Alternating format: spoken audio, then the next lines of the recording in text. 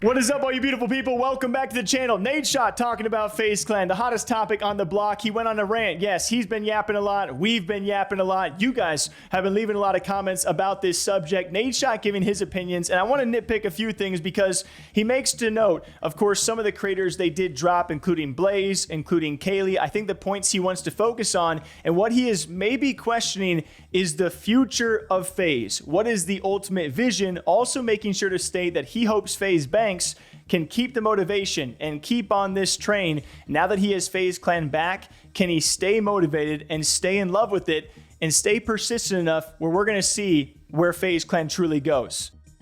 And quite frankly, I could give a single less fuck what anyone's opinion about any of this. We're done making decisions for what everyone else wants. I'll be fucking damned if I can't have fun with this again, if I can't believe in this again, if FaZe can't be FaZe again. I'm okay with being the bad guy. I'll be the last one standing with my dick in one hand, phasing the fuck up with the other. I owe everything good that's ever happened in my fucking life to this brand. This was my dad's favorite thing that ever happened in his whole life. It means more to me than anyone or any amount of money or any opinion could. It's blessing the value crashed to basically zero because we now have it back. We have the second chance literally nobody ever gets. One thing Lucas is wrong about is believing FaZe peaked in the New York house. FaZe is the next Nike. It will outlive any person that wears the name. This is a very important story to be told, or story being told, a movie playing in real time. Mark my fucking words. Strong statement from my boy Ricky, aka Banks, aka Banks. Seemed like it was a matter of time, no? I mean, I agree with some things he's saying for sure. Like Banks is a smart guy, man. Like he might put shit very harshly or deliberately, but I don't know if what he's doing is the right decision. I definitely agree with him on certain aspects of like content creator shit. Certainly like hard to accrue value back up to the brand and back to the streamer. It's kind of a weird relationship, but I wonder what like FaZe will end up being. Like I feel like Ricky is very similar to me where his motivation for things just comes in spurts, and I call them we call them, or I've seen it called the ADH zoomies, you know? Like I'm glad that they got FaZe back, and I'm excited to see what they do with it. I just hope he can stay interested in it consistently over time. I think that's going to be the hardest part. You know, it's like a playbook that he's ran before, and they ran it really well. Then obviously changes happened, and things got kind of away from them. But now they're back in the right hands. But I hope he can just stay like nose to the fucking grindstone and just create his vision the way that he sees it playing out. Because he's not a stupid person, man. Smart guy, Ricky. FaZe is drifting away from competitive gaming, or they will never win again in gaming scene. Oh, that's not true. I mean, their COD team is really fucking good. Their Counter-Strike team is really fucking good. Man, the only thing that's weird to me, like, I think they're on good terms, or they'll figure out how to be on good terms. I always kind of saw Blaze as like an OG for sure. At least the time where I spent in the New York house. And I think Ricky knows that. But, yeah, like, Blaze and Banks and FaZe, they're all very different people now with a very different history that's transpired. So maybe they just kind of grew apart and weren't that close anymore, and it just didn't make sense. Like, I think that's a very natural thing that happens over time. But Kaylee deserved to stay. Yeah, I mean, yo, guys, look, I think there's gonna be creators on this list that you guys think, oh, should have stayed, but you know, none of us are sitting in Ricky's head as to what the vision for FaZe is and how those people did not fit into what's to come. And I get it sometimes, like. And I like the way he also ends this topic talking about how gaming is cyclical. It is a huge market, and esports is a part of that. And it's always an interesting conversation because I got a lot of friends and family who are like, Jake, what are you doing now? And I'm like, surviving, you know, because they see all the news around esports and they're like, yeah, I heard esports is dead. And I'm like, no, we're still here. People's taste and perspective change over time. Like FaZe has been around for so long.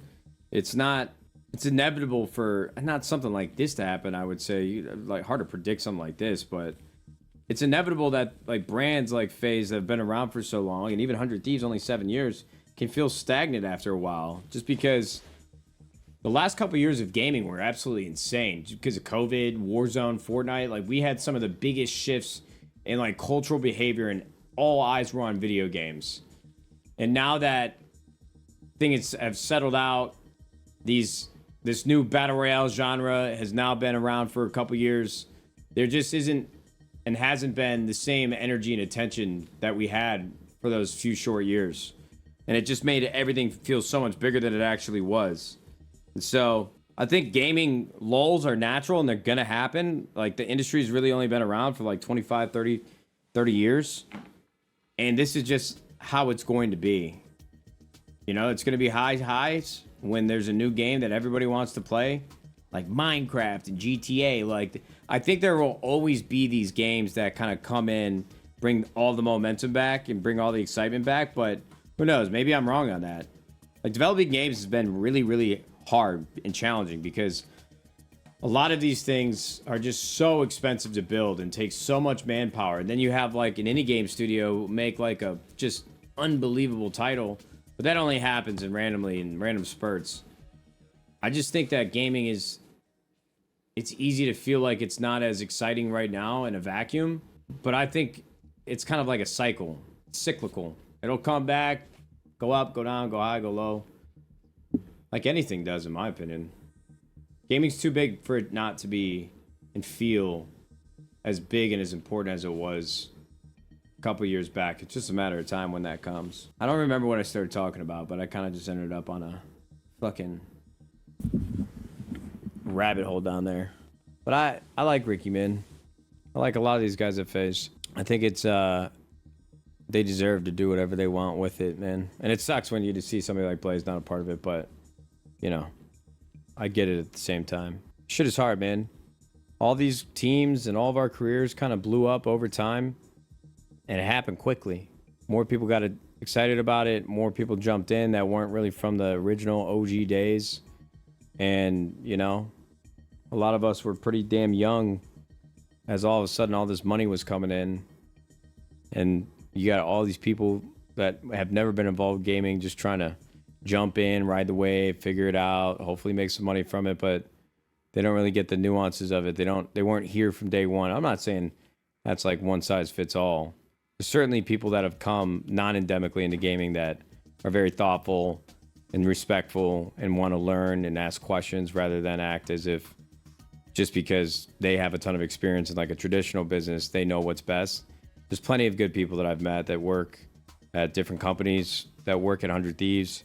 But it is certainly hard when you have a brand like FaZe and you think you're making the right decisions, like, oh, this could be a really big business one day. This could make a ton of money one day because of like something that we started on the internet when we were like 14, 15, 16 years old. Like, at the time, that sounds like an incredible dream that's being sold to you. And like, all you got to do is we're going to give you millions of dollars so that, and then we're going to fucking buy part of your company, and then we're going to help you build it. We're going to help you grow it. And then, you know, you get kind of burnt out on the whole thing that you've been doing for the last 10 years. All these guys want you in the office asking all these questions. They want you to do this, do that, but you don't even like support the decisions they're making. Like, just inexperience, and there was no way for any of us to have experience. Because it's not just esports for us. It is esports, it is gaming, it is streaming, which will have a huge part in that future, including the creators and streamers in that, which include all of the FaZe Clan members and Nadeshot, the people reacting, and some of you guys also giving your take on this. People still do care, and it is cyclical. All it takes is one big game, like Fortnite, like a good Call of Duty for once. CS2 is still doing its thing, but you have Smite 2, and then you have all these sequel announcements of games out there and big games that come up and go all the time, and all we need is the future of technology to also keep pace with gaming, and it will be cyclical. It will return, and it will boom again, and we're going to see these ebbs and flows throughout the rest of time. And with it, the brands inside of it, like 100 Thieves, like FaZe, like the Gamer Update. But yeah, it's cyclical. It's going to be okay. Sometimes I don't sleep at night because I'm really worried for my future, but I like when Nadeshot says these kind of things. What do you guys think? Those are his thoughts on FaZe Banks and FaZe Clan. Till next time, thank you all for sending us clips. I appreciate you guys. There's more of you in the DMs this past 2 weeks than we've had the past 3 months. So thank you guys very much. You're the reason this is possible. Till next time, take care of yourselves. We'll see you back here soon.